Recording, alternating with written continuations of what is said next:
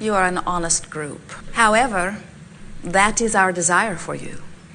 It is our desire that you conclude and agree and adore your unfulfilled self. It is our desire that you finally acknowledge that we are all eternally incomplete, and that is why we are eternal. Because if we ever get it done, and we won't, we would really be dead. But since we are eternal beings, always exploring the variety for the conclusion of the new preference, and since source energy hears our preference and understands it as summoning desire and answers it, then we continue, all of us, you in your physical format, we in our non-physical format, we all continue to expand, to become more. Everything that we just said is essential to your joyous physical experience, because you are out here literally on the leading edge of that expansion. You have come forth as source energy, focused into your specific personality to explore this unique contrast in order to specifically conclude your moment-to-moment preference. And whether you speak it or not, when you prefer, and you can't help but do that, you ask, which is what step one of the creative process is. Source hears your request and answers immediately, fully, fantastically, perfectly. Step two. What we are here to talk about eternally with you is step three, which is once you have identified something that you desire, you must be a vibrational match to it, or you don't let it in. When you are matching it, you are in what we call the receiving mode or the allowing mode. When you are not matching it, you are in the resistant mode or the not allowing mode or the not receiving mode. And the emotions that you feel let you know which you are doing and to what degree. So as you are poised here in this fantastic leading edge environment, you said, I will be aware of the way I feel, for that is my conscious connection to who I really am. You understood that you were coming forth into a leading edge environment, and you knew that in every leading edge environment there is enough variety that you have to pay attention to what you're doing with your focus. If you are focused in vibrational harmony with all that is good, you feel your connection to your source, because your source is all that you consider to be good. But if you choose a thought and you make it your thought of the moment for as long as 17 seconds, then you activate within yourself a signal that matches or doesn't match that source signal. This is not so different from the radio tower and the radio receiver. So as you are a vibrational match to who you really are, you feel your connection, and that connection to who you really are feels glorious. It feels like joy. It feels like love. It feels like vitality. It feels like enthusiasm. It feels like eagerness. It feels good. It feels so good when you allow yourself to be aligned to your source. But if you choose a thought and maintain it for as little as 17 seconds and set up a vibration within you that is not a match to that, then you would feel things like fear or things like anger or blame or hatred or frustration. You would feel those emotions, and really, in fairness, we must say to you, there are only two emotions, and one feels good and one feels bad.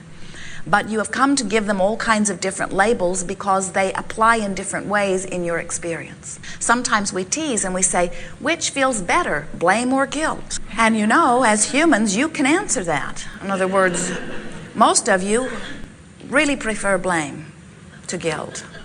And we acknowledge those are rotten choices that we have given you, because they are equally not allowing who you really are in the moment. The way you are thinking right now has to do with what you are giving your attention to. It's true. But what you are giving your attention to has a lot to do with what you have been giving your attention to. In other words, we would not ask any of you who have been living in some crises long enough that it really has your attention to all of a sudden give your undivided attention to something else, because law of attraction would say that is not a very likely thing. Law of attraction, which is the managing law of all that is, of this universe in which you and we are focused, says that whatever vibration you are currently holding is your point of attraction. So that means thoughts that occur to you match where you are. Experiences that happen to you match where you are. In other words, your life reflects your vibrational countenance. So why would Abraham or anyone come forth and teach deliberate creation and try to encourage you to think more pleasant thoughts if the thought that you're probably going to think is pretty much about the same as the thought that you've been thinking? The reason we do it is because we know you can choose your vibrational countenance. We also know most of you have not known that you could and have not been doing it. And so things not necessarily of your first choice are dominating your vibration. But even with all of that, we notice that what dominates your vibration the most of the time is a rather good vibration. Look at the way you live. Your expectation for living well is very, very high. Look at your standard of living. Look at the way you live. Look at the way you move about. Look at the efficiency of your environment. You are doing extremely well. But you are, here in this room, leading edge creators. Jerry and Esther's sound engineer calls it the bleeding edge from time to time. You are leading edge creators. And what that means is you are exposing yourself to variety that could inspire you to more connection, might inspire you to less connection, but you are on that definitive edge, and that's what makes you creators. That's what makes you deliberate creators. You didn't come forth as extensions of Source just to be that which you have come to be. You came forth as extensions of Source to identify beyond and to take thought beyond that which it has been before, to be a catalyst to the expansion of the universe. Because you knew that the variety that you were participating in would give birth within you to yet another new idea, preference, desire. Call it anything you want. Don't call it anything. You don't even have to speak it, because you are not being answered by your word. You are being answered by your vibration. So as you offer this vibration of desire, Source hears it and answers it. And in the answering of your desire, there is an expanding universe. So feel the power and the perfection and the value of your preference. And understand that you cannot stop preferring. You cannot stop observing. You cannot stop concluding. You cannot stop summoning. You are summoning beings. You were born to be that. The question that we have for you is that as you are summoning by the variety that is inspiring you to the new preference, how often are you a match to what you yourself are summoning? That's the big question. Are you vibrationally allowing what you're asking for? The answer is evident. If it's coming to you quickly, if you think of something that you want and enjoy the idea of it, and then it flows into your experience, then we would say, yes, you have learned the art of allowing. You've learned to identify desire, achieve vibrational harmony with it, and allow it into your experience. That's just what you planned. But if you have desires that you've been wanting for a long time that you just can't seem to manage to bring into your experience, or if there's something that seems stuck to you that you'd like to get rid of that you cannot seem to release from your experience, then you are not a vibrational match to your desire. You are instead a vibrational match to where you are. So we have a fun question for you that sort of gets things going and shakes you up a little bit in terms of being willing to reach for some new ways of doing things. We would like to ask you, of these two choices that we will give you, which would you prefer? Do you prefer truth or untruth? Good answer. Of these two choices that we are offering you, which do you prefer? Something that feels good or something that feels bad? Another good answer. Of these two choices, which do you prefer? Something that feels good or something that is true? It's a little bit of a mind twister, because this is a perfect example of you coming face to face in this moment with a decision of whether to connect with Source or not, and feeling contradicted about which is the right way to go because you've been trained to believe one thing while your guidance system is giving you another. In other words, you've been trained that at all costs you should tell the truth. And what we are wanting you to understand is that there is plenty of truth that you can tell that does feel good. In other words, you don't have to get into this place where you are compromising past beliefs or jeopardizing your status with your mother or with your church. Well, maybe. But we want you to begin to use your own guidance system, because when you use some standard that is outside of you, then you lose your way, because the standards outside of you are moving all around to serve some other end, and you are wanting to make your choices based upon what is coming forth from the guidance which is within you. When you have a desire and your habit of thought, which is all a belief is, doesn't match it, then you're not in the receiving mode. And our friends who are physical will often say, well, how can I change a belief? And we say, you don't have to change a belief. You just have to activate one that matches. Every thought that has ever been thought, you still have vibrational access to.